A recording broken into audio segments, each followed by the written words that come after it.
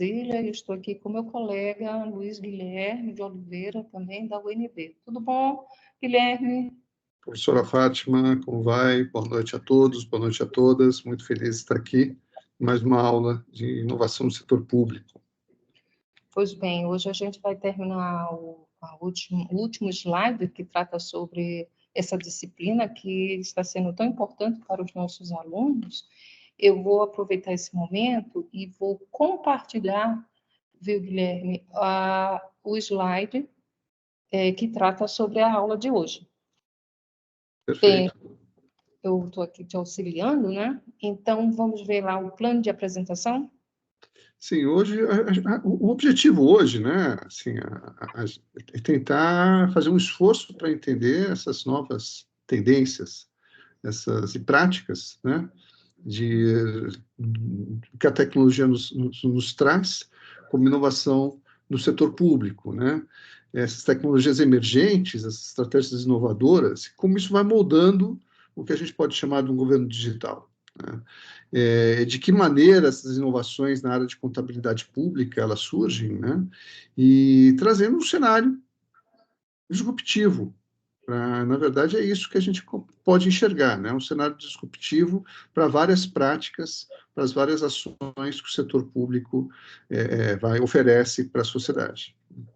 Eu acho interessante porque essas tendências futuras vão provavelmente criar novos ecossistemas tecnológicos. Eu estou certa, professor? Sim, ele vai trazer novas áreas de conhecimento, novos focos. Pô, vai acabar a minha área. Não, na verdade, muitas áreas que as pessoas acham que vão desaparecer, na verdade, elas vão sofrer modificações, mas elas continuam existindo, né? A inteligência artificial, ela é um mecanismo que veio para ficar, né?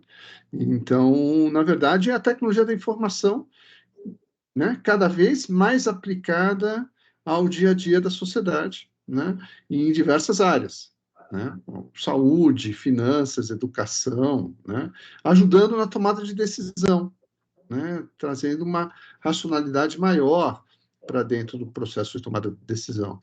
A gente tem alguns exemplos, né, a gente vai ver aqui, como a própria tela aqui mostra para a gente, né, além da própria inteligência artificial, a internet das coisas, né, e que se refere à conexão de dispositivos e objetos na internet, né, e permitindo uma relação do usuário, né, com o desenvolvimento de coisas, extrapolando para casas, para cidades inteligentes, as smart cities, né, para uma indústria 4.0, né? Então, é uma coisa, né, muito presente já. Aí vai ficar ainda mais. Acredito que a tendência é essa.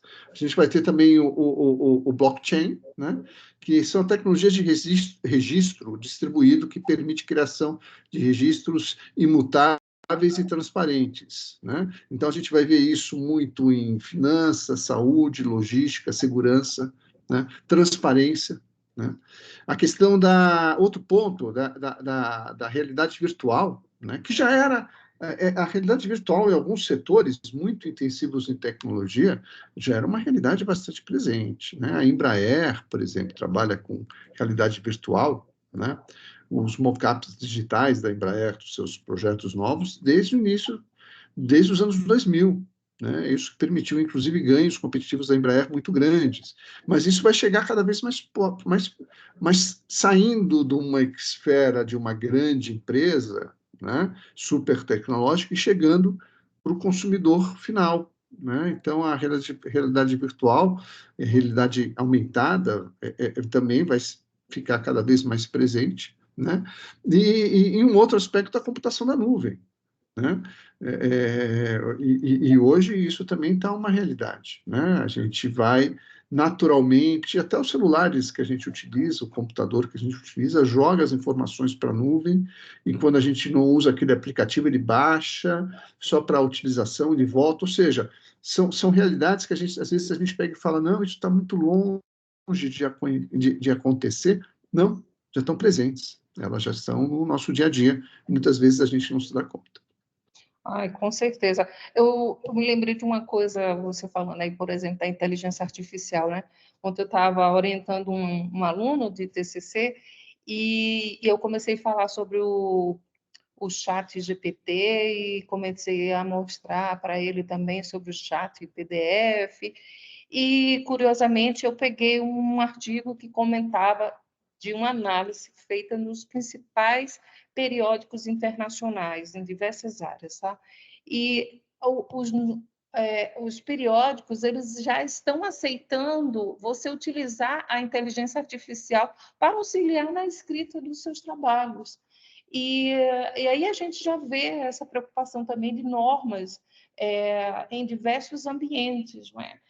A gente também já está vendo normativos em nível internacional sobre o uso dessas tecnologias. Na Europa, recentemente, eles discutiram com relação à utilização da inteligência artificial, em que ambiente poderia ser utilizado, e eles fazem um, uma divisão de alto risco, médio risco, grande risco. Então, isso também acaba fazendo com que normas sejam criadas sobre a utilização dessas tecnologias. Então, a gente vê o impacto real, né, na vida das pessoas. Sim, é aquela história, não adianta a gente achar que, não, eu não gosto, eu não quero usar, ela está aí. E ela vai sendo incorporada naturalmente. Muitas vezes você já usa e não tem essa percepção, né? Outra coisa que a gente vê, a questão da inteligência artificial no atendimento ao cidadão, também é outra coisa que às vezes até a gente briga, mas ele está lá usando, são os robozinhos, né, no atendimento ao cidadão, né, na análise de dados, né, também na análise de dados, o Big Data, né, ele é uma realidade, né, ele é uma realidade, inclusive com desdobramentos para áreas políticas, estratégicas, enfim, né, e verificando padrões e auxiliando sempre a tomada de decisão. Né? A gente fala muito de inteligência artificial num aspecto negativo, ela ajuda muito também a questão de prevenção de fraudes e de corrupção.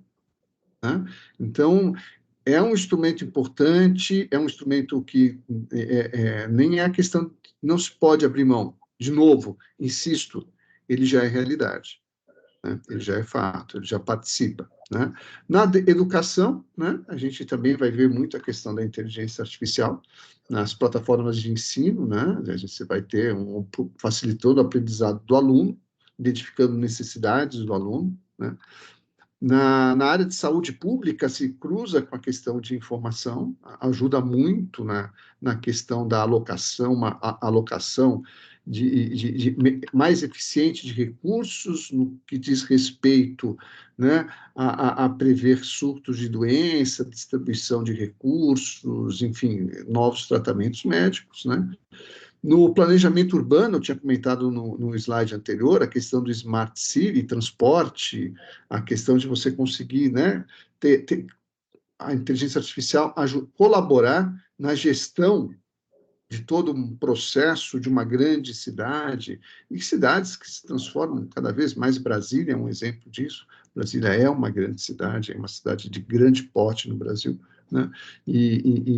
Mas, obviamente, que a gente vai falar em São Paulo, em Salvador, em Recife, em Fortaleza, em Rio de Janeiro, Belo Horizonte, Porto Alegre, ou seja, essa gestão, né? Então, a inteligência artificial auxilia, né? Um outro aspecto importante é a questão de tradução, né?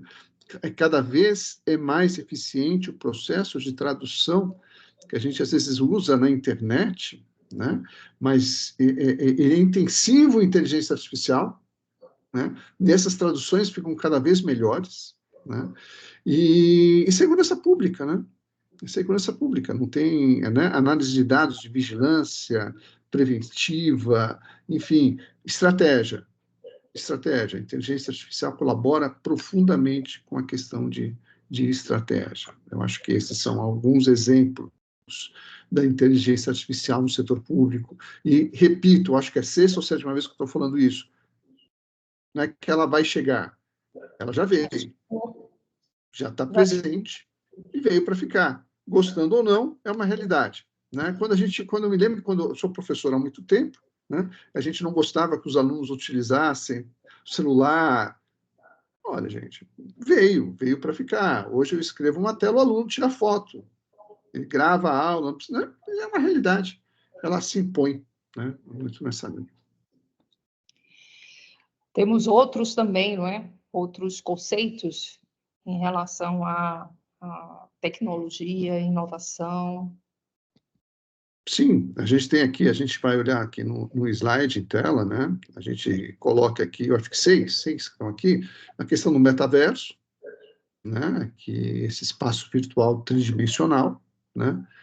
O digital, né? A fusão entre o mundo físico e o mundo digital, né? Como isso vai surgindo e vai ficando muito presente, né? O reconhecimento facial, né? Eu me lembro até filmes de ficção científica que, naquela época que eu assisti, eu falei, pô, né? Reconhece, você tem esse reconhecimento facial hoje no aplicativo. No aplicativo, muitas pessoas têm um aplicativo do banco, por exemplo, utiliza o reconhecimento facial ou em catracas de acesso, reconhecimento facial já, é inteligência artificial trabalhando, tá? A questão do digital twins, né? Que são os gêmeos digitais, né?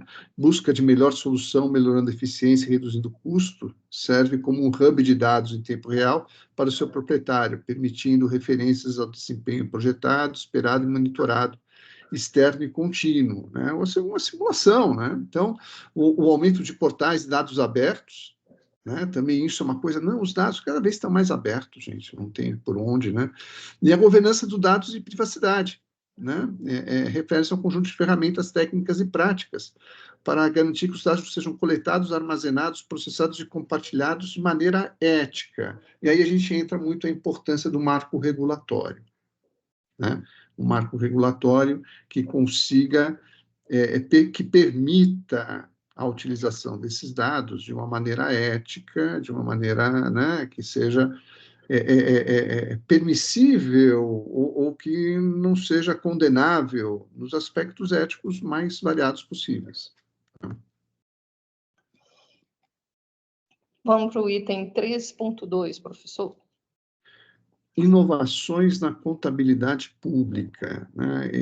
Vamos retomar algumas coisas que a gente já falou. De novo, é fato, né?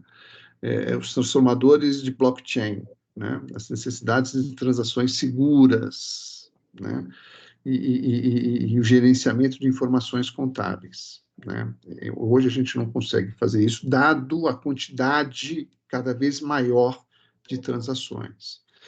A automação de processos robóticos, tá? Então, também, né, de novo, é muito eficiente, muito rápido, né? Na verdade, você vai falar, pô, mas a gente, de alguma maneira, já rodava isso, né, utilizando tecnologia da informação há muito tempo. O que acontece é que você tem um processo, continua rodando, né? Mas de uma maneira mais eficiente, com um número de dados cada vez maior, né? Tecnologia de inteligência artificial no uso de assistentes virtuais, análise de Big Data. Esse, então, também, você consegue hoje fazer uma programação de Big Data. Eu estava com todo, tem um projeto que trabalhamos, né, professora, com o Ministério da Saúde, e a gente consegue fazer a coleta do SUS, né, com toda aquela linha de programação por cidadão, a gente consegue ter lá para melhorar a política pública, para melhorar a alocação de recursos públicos, né? Então, Big Data é fundamental, né? E, de novo, a nuvem. Né? Não que a nuvem, também tem muitas vezes as pessoas falam mundo virtual. O mundo virtual, na verdade, aí é até uma questão estratégica de segurança nacional, a gente não está discutindo aqui, mas vale essa reflexão, tá? Porque não é que é virtual e que ele não está em lugar nenhum. Na verdade, a nuvem existe. A nuvem, ela é real. A nuvem são terminais. Ela é tátil. Ela está num processador, ela está num armazenando fisicamente em algum lugar. tá? E aí, esses lugares onde é armazenado se transformam em lugares cada vez mais estratégicos. Obviamente, a gente consegue imaginar o tamanho e a capacidade de armazenamento de algumas empresas como a Google, né? Ou a Apple, né? Enfim, isso está em algum lugar, né? E esses dados estão todos sendo jogados para lá, né? Então, vamos tratar um pouquinho aí como é que vai ser o futuro dos possíveis contadores e gestores, como é que nós iremos ver, não é, esse ambiente nesse mundo virtual, tecnológico. É um desafio. É um desafio para todos, né? É um desafio para a pessoa que trabalha com direito, é um desafio para a pessoa que trabalha com segurança, é um desafio para a pessoa que trabalha com saúde, obviamente que é um desafio também para os gestores, para os contadores, é um desafio. Ele não se apresenta só para uma área, ele se apresenta para várias áreas, quase todas, na verdade, né? Então, a gente pode pensar esse processo desses novos papéis aqui em 4 grandes grupos, digamos assim, tá? O explicador, né? O primeiro, né? Esclarecendo como a automação funciona. Um segundo, o identificador, que a gente coloca aí o papel do contador, né? Nesse explicador, identificador, né? Reconhecer a oportunidade para incorporar tecnologias para aprimorar processos atuais, ou seja, o cara que vai trazendo, vai identificando, vai explicando e vai traduzindo e vai trazendo para dentro isso, tá? Decifrar etapas relevantes de controles internos para os designers, que são aqueles que vão desenhar esse processo. Também não vai achar que é o contador que vai entrar e vai desenhar esse, vai fazer a arquitetura desse processo, não. Ele traduz para um programador, tá? Que vai traduzir para um código de inteligência artificial também, né? Então, você tem várias etapas, né? A etapa 3 seria o treinador, né? Que ensina o sistema de inteligência artificial a funcionar, né? Ou seja, você vai ver que tem uma relação de causalidade, né? E um quarto que é o sustentador, garantindo que a automação opere efetivamente a longo prazo. E aí a gente vê de novo o papel do contador. Antecipe e ajuste os processos e mudanças relevantes, como regulamentações financeiras. Tá? Então, ele vai ter que estar acompanhando isso e vendo os desafios e vai ter que se antecipar, né, antes que tenha um problema de fato, né? Então, aí a gente entra muito a questão da regulamentação. Regulamentação é sempre muito importante, né? E aqui, obviamente, embora alguns setores políticos tentem ser mais refratários a isso, a regulamentação não tem por onde, ela ocorre naturalmente, tá? A gente vai ver aí os novos papéis no treinamento interno, né? A gente vai ter aí 5 fatores importantes, né? Primeiro, criar uma cultura de inovação, ou seja, aquilo lá, não ser refratário. Já veio, né?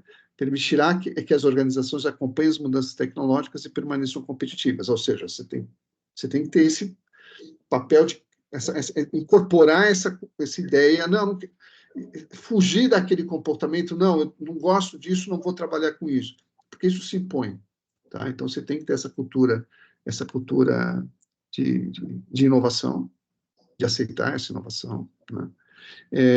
Alcançar competências digitais, ou seja, requer um compromisso com o desenvolvimento profissional contínuo, né? Justamente, você tem que ter essas competências para viabilizar esse processo da cultura de inovação. Um processo contínuo de capacitação de novos funcionários contábeis, né? Uma estratégia mais ampla de abraçar as tecnologias de forma eficaz, no nível individual, organizacional e estratégico, aí você está vendo, os 3 níveis, não só individual, né? A organização precisa incorporar isso como fator estratégico, né? Um quarto, que é gerar responsabilidade pelo treinamento, né? Atender melhor os avanços tecnológicos, né? E um quinto, que é valor de colaboração e cocriação entre as partes interessadas. Requer envolver a indústria contemporânea com as tendências tecnológicas, ou seja, você está sendo colaborativo, você está agregando valor. Ele é quase um ciclo que se fecha, que permite esse processo, né, de melhoramento contínuo via inovação. Tá? Então, não tem por onde, mas é isso. Eu acho que de todos são importantes, tá, professora Fátima? Mas eu acho que esse primeiro assim, é fundamental. Todos são fundamentais, mas esse é o mais fundamental. Assim, uma cultura de inovação. Se não criar, não tem como você gerar os outros itens, né? Sim. Porque as pessoas vão continuar atrasadas em relação ao que vai aparecer de novo e você não vai poder acompanhar e tampouco vai gerar custos para a própria instituição. Imagina lá, você não tem um sistema que possa apurar os tributos corretamente, que não esteja interligados, não é isso? Vai gerar custos, porque a instituição vai ser penalizada. Então, a gente tem que ter integração entre produção, entre custos, entre tributação, entre gerenciamento, eficácia, tempo, e só com a inovação, no futuro, vai trazer uma modificação, não é, de todo o ambiente interno dentro da empresa. Então, a cultura ela é extremamente importante para as pessoas que queiram viver num futuro não tão distante. Eu acredito que em menos de 10 anos a gente vai ver muitas mudanças de processos, de indústria, de tudo. É isso mesmo, né? Não tem, é a sociedade 5.0 que aparece aqui no nosso slide, né? Na verdade, a gente já vive essa sociedade 5.0. A coisa é tão rápida que, às vezes, a gente já naturaliza várias inovações que, em algum momento, são disruptivas, na verdade. A gente já está naturalizando isso em função dessa velocidade, né? O que é essa sociedade 5.0? Surge lá com o conceito da indústria 5.0, uma revolução industrial, né? Que, obviamente, capacitação é conhecimento e inovação é conhecimento, tá, gente? Não vamos esquecer do Schumpeter, tá? Inovação é conhecimento, né? Economia baseada no conhecimento, a economia sempre foi baseada no conhecimento, mas ela está cada vez mais intensiva, né? Espera-se um novo conceito de vida comunitária, né? Com novos, e isso é fundamental, né? E com um novo ensino de educação moral, caráter e modelos, né, para os alunos. Espera-se que a era da sociedade 5.0 seja mais confortável para os seres humanos, um pouco de otimismo, né, gente? A gente tende a ver o processo de inovação sempre de uma maneira muito pessimista, né? Mas eu acho que vale a pena a gente olhar esse processo de uma forma mais otimista, né? A gente voltar e perguntar, de forma geral, a incorporação de tecnologia no dia a dia do cidadão hoje, e voltando para, sei lá, quanto? 50 anos atrás, você vai falar, não melhoramos muito, muito em função da tecnologia. Tá?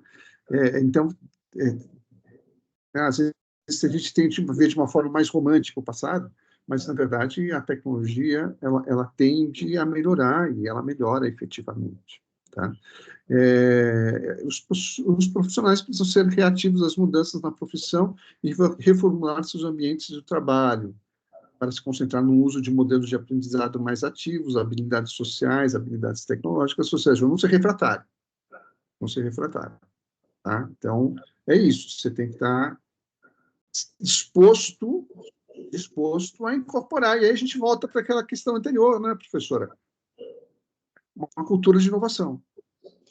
Tá? Bom, e ainda a gente continua com essa chegada da indústria 5.0, não é? O que vai acontecer com essa sociedade, né? Isso resolve desafios, né? A tecnologia sempre está vindo para resolver desafios, né? Desafios que não foram solucionados pela tecnologia anterior, ela vem, vai atender, né? Vai exigir do que o gestor público se adapte, desenvolva serviços mais amplos, né? De novo, a tecnologia está servindo de apoio, né? Cursos sobre tecnologias de informação, análise de dados, isso passa a ser condição sine qua non daqui a pouco, e não é muito longe Python, daqui a pouco a garotada está toda trabalhando com isso já, tá? A questão de experiências educacionais com realidade virtual no ambiente de trabalho, tá? Isso, por exemplo, a pandemia nos trouxe um processo que algumas pessoas pensaram que ia se reverter, mas não está se revertendo, que é o fato das pessoas trabalhando de forma remota, tá? Sim. Então, isso está aí, isso é muito vinculado a tecnologias de informação, realidades virtuais e por aí vai, né? O gestor público tem que ter essa habilidade de se adequar, né? E tem que desenvolver essas competências, né? Com valores éticos, com atitude, porque isso vai ser cobrado. Naturalmente, isso vai ser cobrado. Naturalmente, né? E, enfim, você vai ter alguma parte da formação feita pelos, aí o que a gente chama de cobots, né? Robôs colaborativos, que é aquele realidade que a gente já vê, por exemplo, em atendimentos, né? Em autoatendimentos, que vai ter a realidade virtual te tirando dúvidas, né? Então, você tem que estar aberto a tudo isso. A gente já vê aqui na atualidade, enquanto a gente utiliza o Aprender o Moodle, a gente configura o sistema, coloca lá as questões e o sisteminha já faz a correção para a gente, não é? Então, são esses educadores que vão inserir as informações dentro do sistema. Eu, por exemplo, já oriento meus alunos todos de forma virtual. Não? Ganha ele, ganha eu. Não precisa sair de casa nem ele. A gente conversa por aqui. Então, fica tudo mais fácil. O futuro vai fazer com que a gente trabalhe dentro desse ambiente virtual e a gente vai ter que investir muito em tecnologia também. As nossas casas vão precisar de investimentos tecnológicos. Né? Então, a gente vai ter a Alexa comandando praticamente toda a sua vida. É uma tendência. Bem, então vamos resumir aí a sua aula, né, sobre o desenvolvimento da inovação no setor público. O que a gente viu durante esse período, né? Alguns pontos principais, né? Aqui, vamos ver o que está em tela aqui, né? Acho que pode nos guiar nesse processo, né? Ao longo da história brasileira, o setor público passou por diversos marcos e desenvolvimentos significativos em termos de inovação. O setor público ele vai acompanhando. O setor público ele se adequa à realidade. Tá? Ele não é uma coisa estanque. Às vezes as pessoas têm uma tendência crítica, mas não têm a sensibilidade de perceber que realmente ele vai se adequando, né? Desde a criação do Ministério da Educação e Saúde Pública em 1937, até os programas de modernização e simplificação de serviços públicos implementados nos últimos anos. Ou seja, o setor público está acompanhando, tá? Alguns segmentos do setor público de uma maneira mais rápida, outros menos, tá? Mas ele está acompanhando. Tá? O país tem buscado, isso é uma coisa de Estado, isso é uma coisa de Estado, não é uma questão de governo. A questão de saúde, isso é muito bom destacar isso. Tá? Que a gente tende a falar, não, o governo, não, é questão do Estado. O Estado tem essa preocupação. Né? Uma melhora constante de eficiência, transparência e na qualidade dos serviços ao cidadão. Né? Destacam-se medidas como a promulgação da Lei de Acesso à Informação de 2011, o Brasil Eficiente em 2017, as iniciativas para estimular a inovação e a participação social, né? E esses esforços refletem o quê? Uma progressiva evolução na forma como o governo brasileiro aborda a inovação, ou o Estado brasileiro aborda a inovação no setor público, visando atender às demandas da sociedade de maneira de foco crescente, com transparência, eficiência e melhoria, né, para a vida do cidadão. E como eu falei, se às vezes a gente incorpora aquela coisa meio ranzinza, né? Não é feito nada, não. Olha, vamos lá, se você voltar a 20, 30 anos atrás, você vai perceber que foi feito muita coisa. Tá? E aqui uma bibliografia de apoio aí para vocês, tá? Feliz que tem aí um texto meu com a professora Fátima aqui, né? Cidades inteligentes, Smart Cities, né? Diagnósticos dos aspectos econômicos na força produtiva do Distrito Federal, né? Um texto aí do Development Accounting for the Future, né? E um texto com inovação do setor público, né? Um texto, aí já é um estudo que eu fiz aí junto com Rafael Santana e a Vanessa Gomes, sobre um perfil um pouco das inovações do setor público a partir dos prêmios ENAP. Tá? Ok, professor, vamos voltar. Deixa eu ver se eu volto corretamente. Senão, a gente começa a ver aqui as coisas que estão no meu computador. Bom, professor Guilherme, acho que a gente encerra aqui mais esse ciclo de aulas, não é? Eu acho que os nossos alunos vão ter um bom material para entender sobre a inovação, a economia da inovação e tudo que está acontecendo no setor público brasileiro. Eu acho que foi uma excelente aula. Desculpa, professora, eu agradeço a oportunidade, é muito bom tá, poder participar, né, e dividir esse espaço não só com os alunos, mas principalmente com você, professora Fátima. É muito bom, para mim é uma satisfação enorme. Tá? E, enfim, espero poder participar em novas oportunidades. Tá bem. Até logo e a gente se encontra em outro momento. Até Obrigado, mais. boa noite a todos e a todas.